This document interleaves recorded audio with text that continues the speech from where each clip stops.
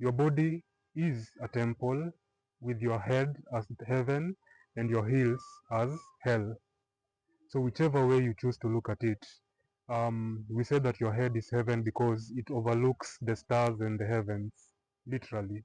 And then your heels ground you to earth. Yeah? And if you know anything about hell, it's somewhere in the underworld. So the heels touch the ground, directly connecting you to the physical realm. The ground represents your lower mind, which is also the ego. We have organisms and we have animals. The difference between organisms and animals is animals have multiple organs. An organism, on the other hand, has countable, if not just one.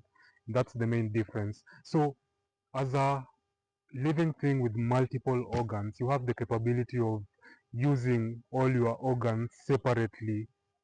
Yeah, the brain kind of decodes everything, but your state of vibration is going to be determined by the organ that runs your reality. In order to get to heaven, you have to completely master yourself. And what is self-mastery? Self-mastery is what Christ would refer to as crucifying your body. When you crucify your body, you free your spirit.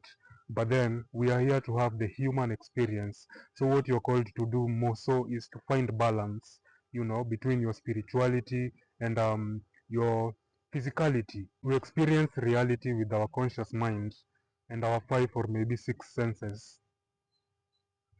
But then we have the capability of tuning into our consciousness and accessing infinite intelligence. There's creation that has been done by God, and then there's creation or co-creation that is being done by man. 100 or thousands of years ago, things were not the way they were. They are right now. And civilization comes due to evolution. It's not many people, especially in the past regimes, not many people got to enjoy their innovations. And that just goes to tell you that naturally, with all factors held constant, you as a human are creative. And you're here to co-create with Source or God or infinite intelligence. So your divinity in itself lies in your capability to tune in to the higher realms and balance that out with your lower realms. So the heart is the bridge that you cross from lower consciousness or lower states of being to higher consciousness. Lower states of being are basically run by lust, greed, which is your feet, you wanting to get everything for yourself. Gluttony, which is your stomach, like just thinking about food and as much as you can eat. And then the midpoint now is your heart. Your heart kind of bridges or communicates what you care about. Your heart has the capability of communicating directly with your brain. The brain and the heart are linked.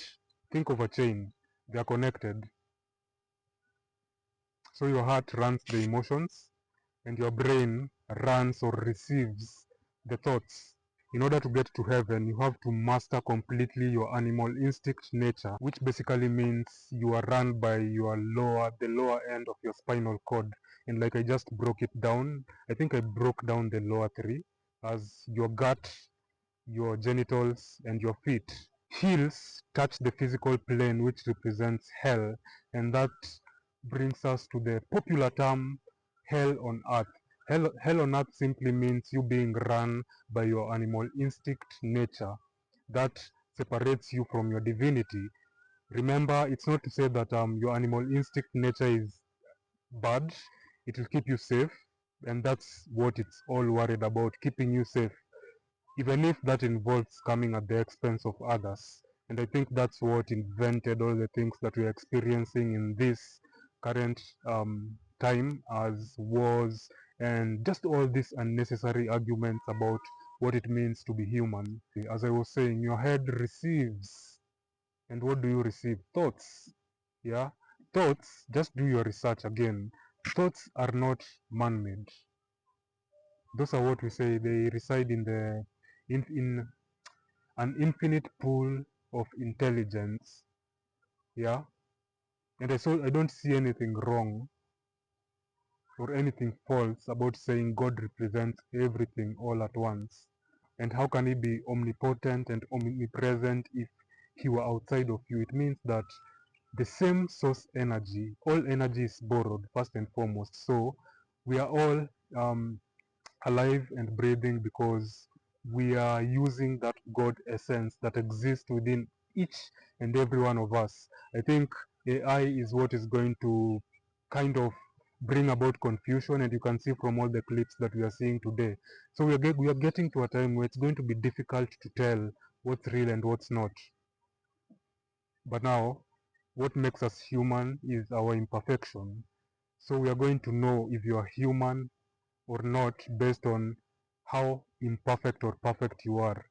Consciousness is the most powerful force in the universe, and you have direct access to it.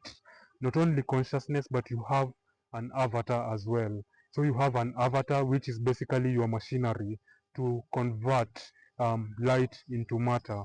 Your purest state of being is light, and this is also things that we've talked about in the past. We have at least 4 planes of existence, and this earth, or the material paradigm, is the most dense plane of existence.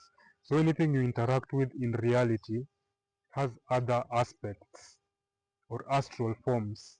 Your consciousness naturally has been programmed to recognize lack, scarcity, fear, and maybe impossibilities. This naturally deems you powerless, and that's what's happening.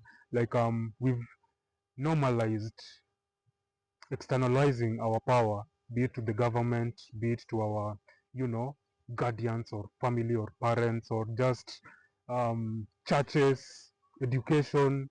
Like everything in this reality is run by material.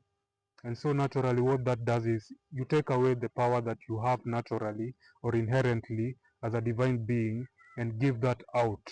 Think about it. When you transcend or when you pass on, you're not going to go with anything. In fact, your soul is what lives, and your soul has existed since the creation of, since creation.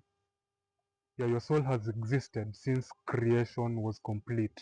So you are much more older than your vessel, and you are wearing this vessel right now to solve or to evolve humanity to a specific capacity. So what's more important? When you're on your deathbed, you're not going to be worried about, oh, I'm not going to be at work on the next morning. You're going to be more worried about you did not get time to do what you truly wanted. And it's going to be so clear towards the end. So let this be a reminder, let this be an encouragement to you to make hay while the sun still shines, take action, ask the right questions, have the desire to know why you're here. Because you don't just exist. For as long as you're living and breathing, your will has not been done. And it's only you who can find out what that is, and it's only you who can execute that. As we finalize, let me just leave you with this, and I'm gonna read. God is the infinite awareness which surpasses your name, your job, your reputation, thoughts, and beliefs. You are the infinite awareness, the alertness, the essence of life itself. You have a dualistic nature in form of your inner world and your outer world. So your outer world is basically your lower self. Your inner world takes the shape of your spirit. Yeah, and ultimately we just have 2 types of spirits: spirit of good and spirit of evil. So constantly you are your soul.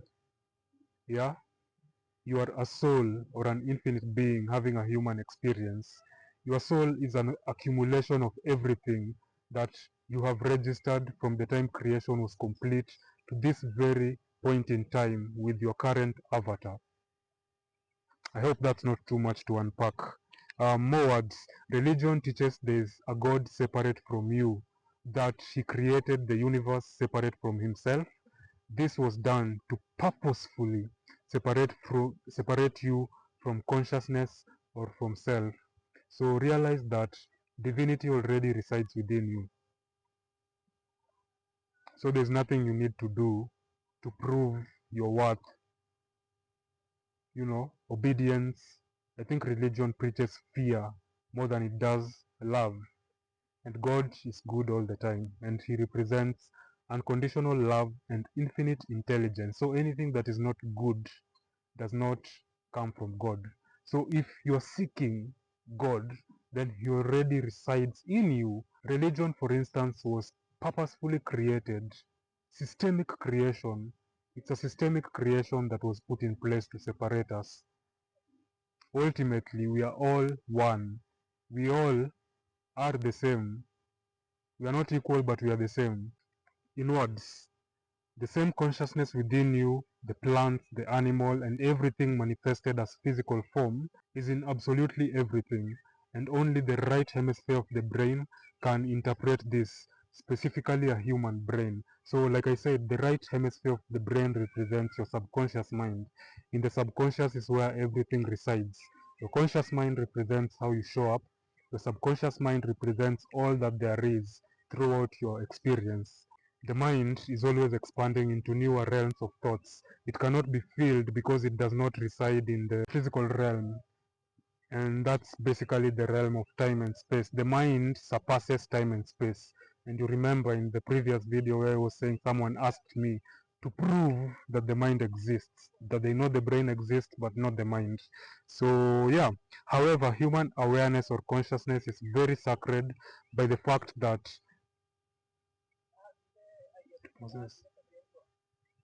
it poses a two-way of consciousness. When you look into a mirror, you're able to recognize and interpret if something is not quite making the picture hit. So that makes you different. You've seen birds hitting at the mirror because they don't recognize that as a reflection of themselves. So that's what differentiates or separates our intellect as humans from that of animals. So when you choose to believe in science that you are more of an animal than you are of a spirit, you limit the capacity of your brain or your mind. Like we've said, all is mind, and it's we draw everything from the mind, receive them to the brain, and that's again influenced by your state, your vibrational state. That's vibration and energy. Those are going to be in a future video. So yeah, with that said, I'll definitely catch you in the next video.